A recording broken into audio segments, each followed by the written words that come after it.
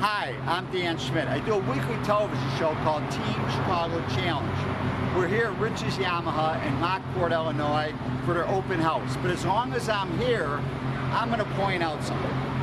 In 1998 and 1999, the Art of the Motorcycle exhibit was at the Field Museum. I was invited to get involved with that production. We produced a video for that event. They also let me come in.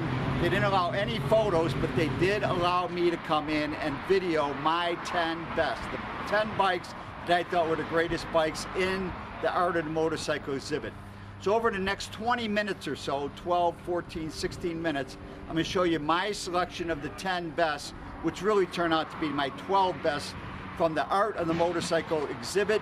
And we're going to look at the video that I was involved with producing for the Field Museum back for that event. So it's a great show. It's some great historic stuff. The video, these great motorcycles at the Art of the Motorcycle exhibit. And remember my website, teamchicago.tv. That's right, teamchicago.tv.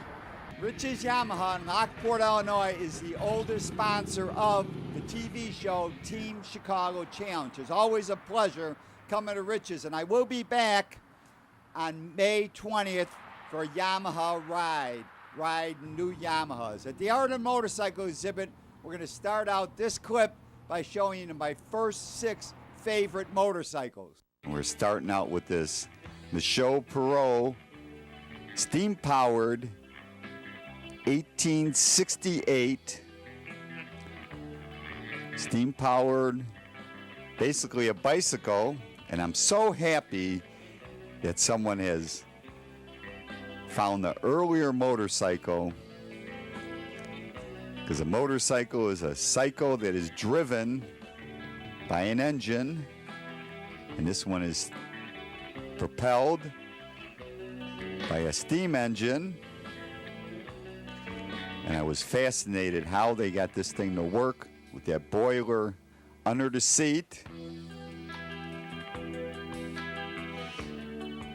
Not this Daimler test bed for a gasoline engine, but the first motor-driven or engine-driven two-wheel cycle is this Michaud Perot, made in France.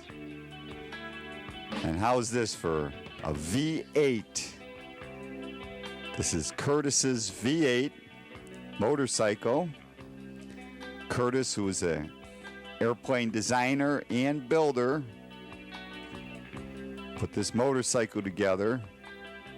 Quite impressive.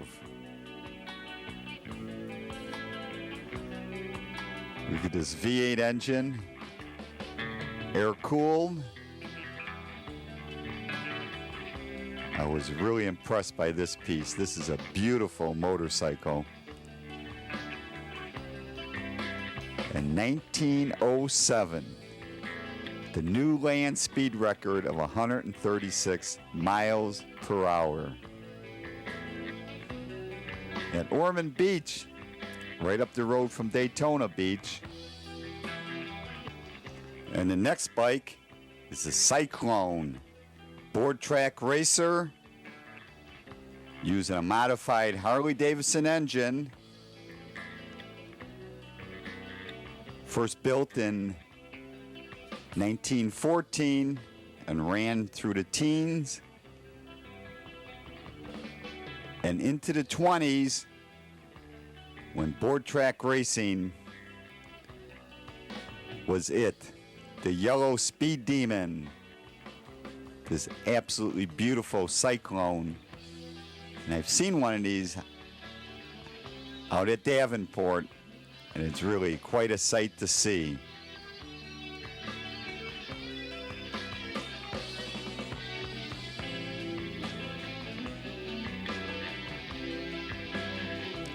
What a beautiful example of a board track racer from the heydays in the teens and the 20s.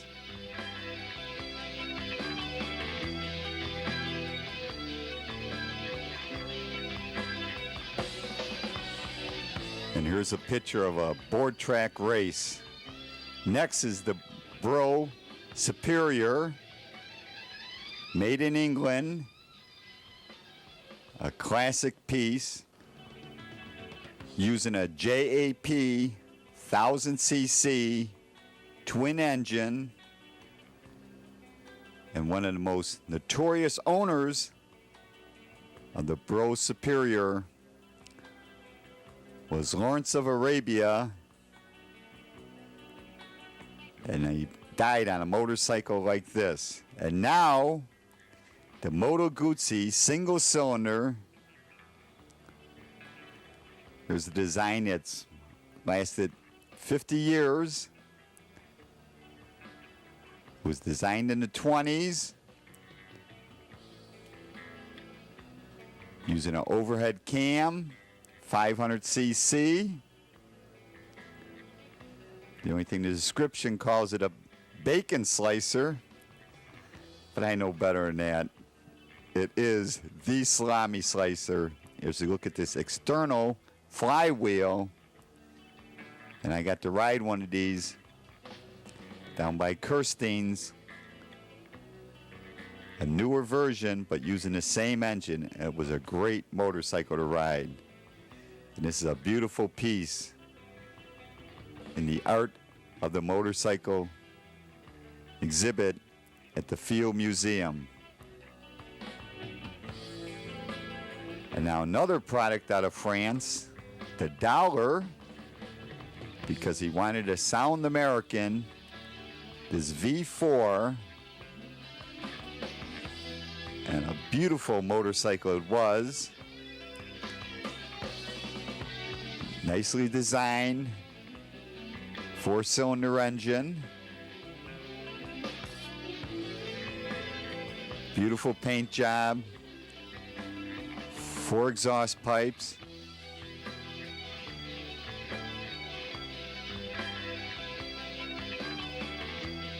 A great example of motorcycles built in the 30s. And I never even knew a bike like this existed. And now we're going to look at the video clip that we produced for the Art of the Motorcycle exhibit at the Field Museum. Check it out. It's a pretty great video clip about motorcycling. Why do I love them? Strictly because it's the only way I can really express my emotions for performance machines.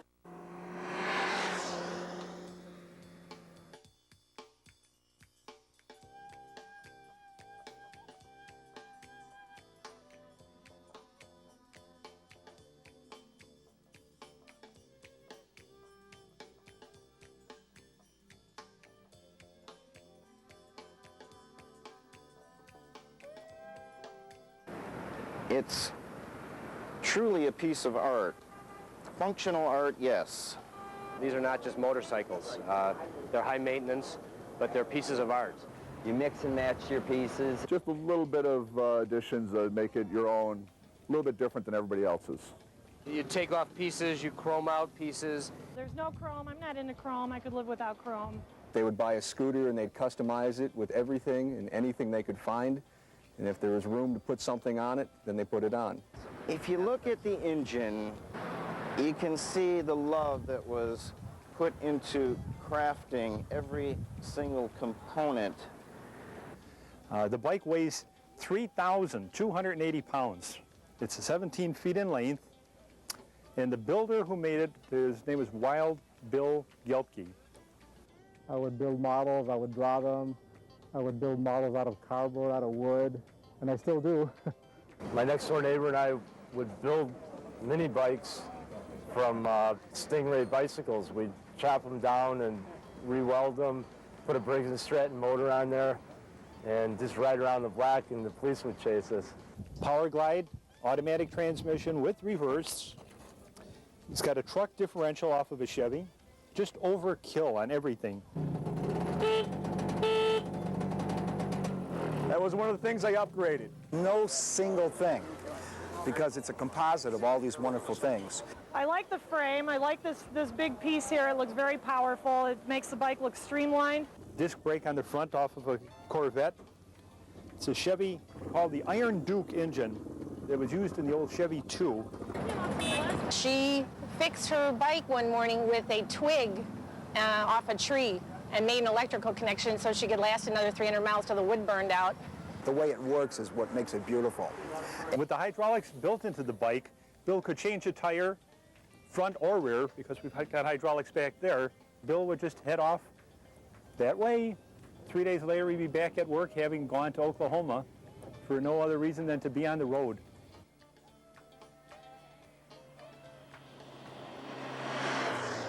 Boy, it's been really exciting. It's really scary, too. When you're doing three-digit speeds, it comes into its own, and you really feel very comfortable up there. I feel so comfortable, and still I'm 7 months pregnant now, and I still feel great on this bike, so that makes me feel good.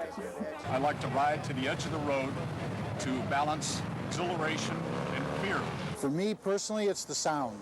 I just like the way the motorcycle sounds. I like the way it performs. And it's the feeling of freedom. It's the wind in your hair, the bugs in your teeth. And probably the best rides for me is through the farmlands, the smells. Believe it, I never thought manure could smell so good, but it sure does on a motorcycle. You be quiet.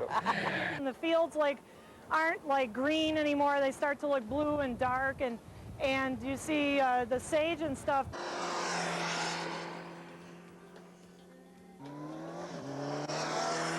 It's exciting. You got all that power between your legs, loins, what have you, and you know, you're shifting with one hand, you're braking, you're gearing, everything is you're utilizing on the bike, and it's exciting. It's very sexual and sensual rolled into one.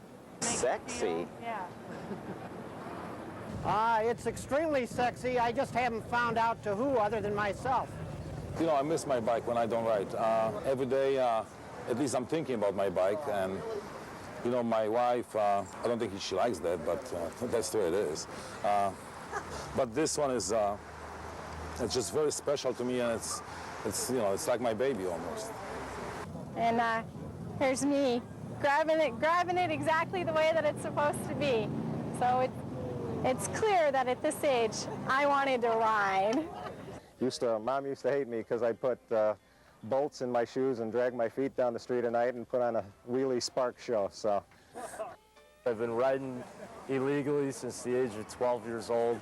I just turned 65, and my only regret was I didn't start a lot sooner.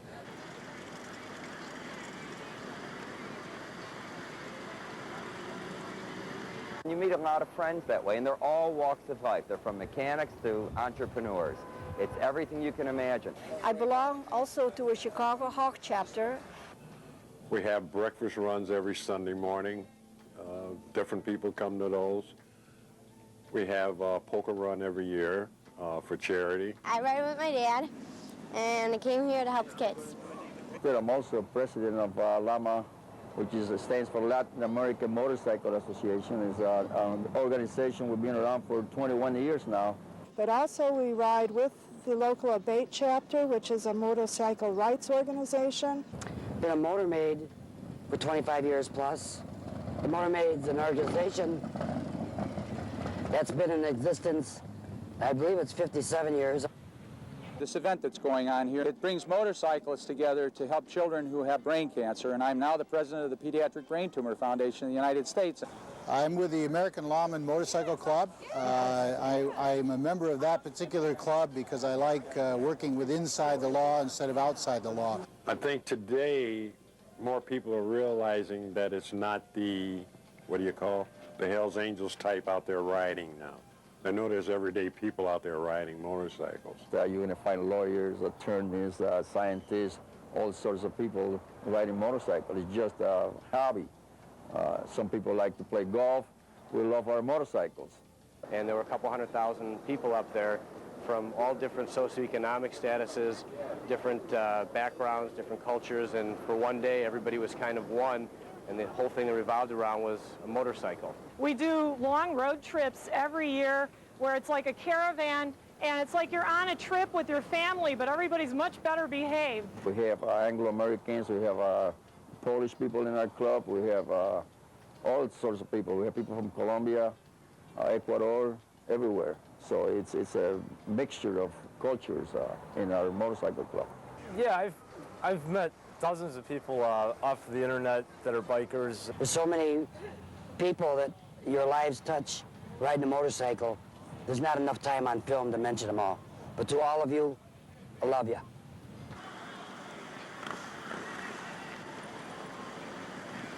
It was just amazing to look in my rearview mirrors and see the hills that we were crossing and just see miles of headlights from the bikes.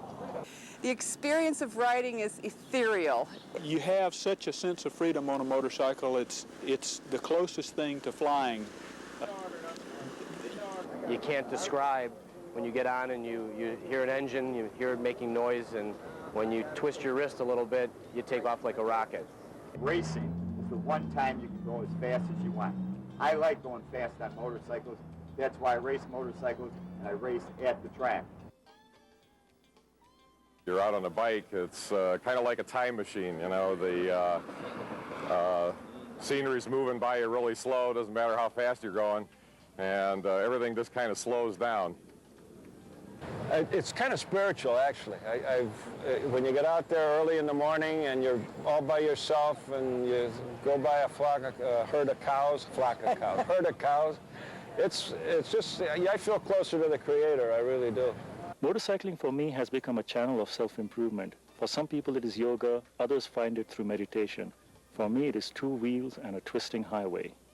It's very cleansing for me to do these kind of trips, and calming, and I feel really, for me, that's God. Getting out into nature is God. We have a ceremony that starts out with some scripture readings. Then following that, we go around. He blesses each individual bike and rider for a safe riding season for those that are riding and the bikes that they are riding upon.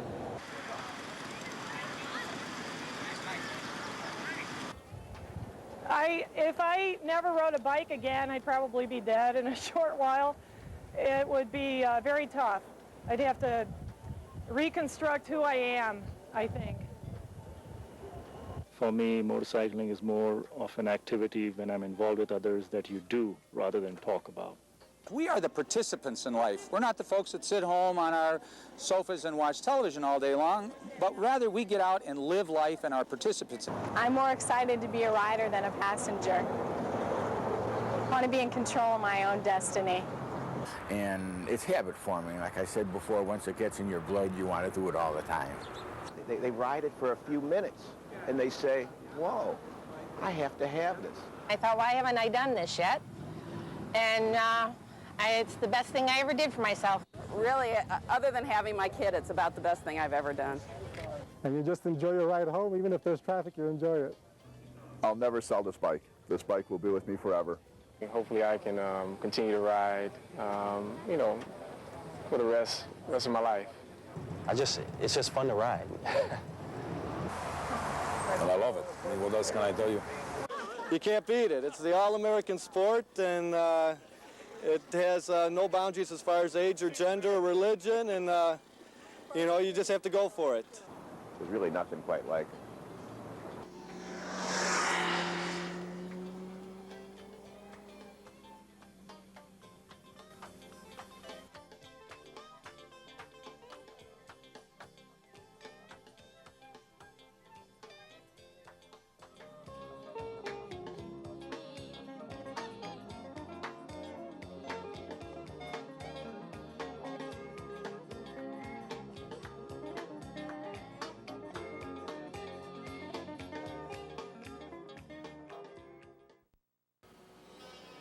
And next is the Triumph Speed Twin 500cc parallel twin.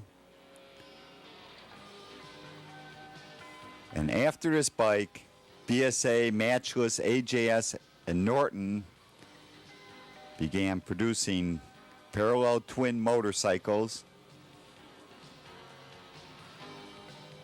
And this is a beautiful Triumph motorcycle.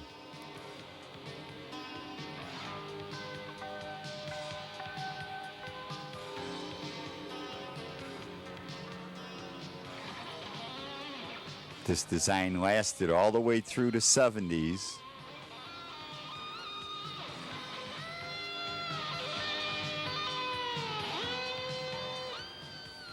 The MV Agusta 500. One of the winningest Grand Prix motorcycles ever built,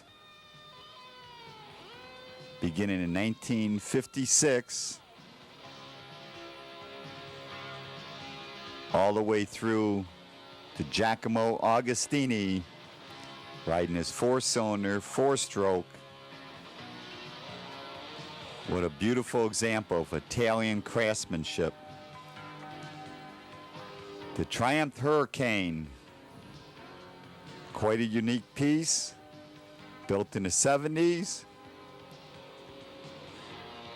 Probably one of the first sport bikes with the integrated bodywork, designed by an American. Definitely a beautiful motorcycle, a head turner. There's quite a few of them still riding around on the streets. The Rocket 3, and I own one of these, and somewhere in the future shows we're going to be putting that thing back together again, rebuilding the engine. And after seeing this in the Art of the Motorcycle exhibit, it's really got my blood flowing to get this bike together, because I got one that's this pretty. The paint is that nice. Using a 3-cylinder BSA engine, the same engine that was used in the Hurricane. As we compare these two bikes side by side, the same engine. One was designed in 69, 68, the other one 73. One more classic, and one very neatly styled.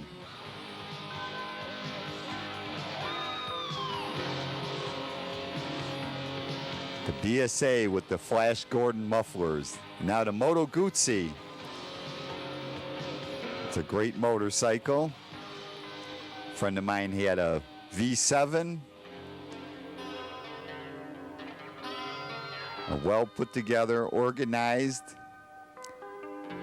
gas tank flowing into the seat, like a modern motorcycle, but using that V-twin transverse.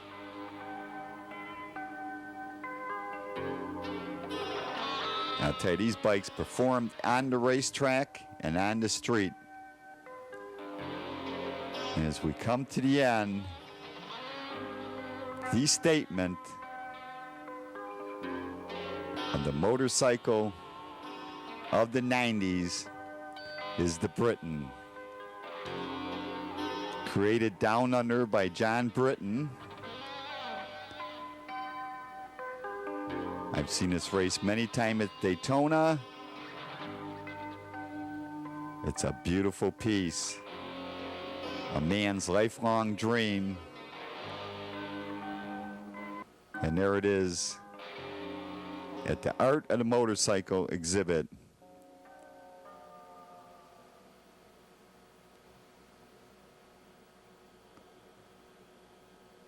And that's it, except my 10 best turned out to be 12. As we watch the winding roads of the Field Museum at the Art of the Motorcycle exhibit. It heads off to Europe, and I'm happy I was part of this. I had the opportunity to work with some great people, and I got to work around all these motorcycles, all these pieces of art at the Field Museum, the Art of the Motorcycle exhibit. For more information on the Field Museum go to fieldmuseum.org. The Art of the Motorcycle, Guggenheim.org. Don't forget, TeamChicago.tv, walkwithdan.com.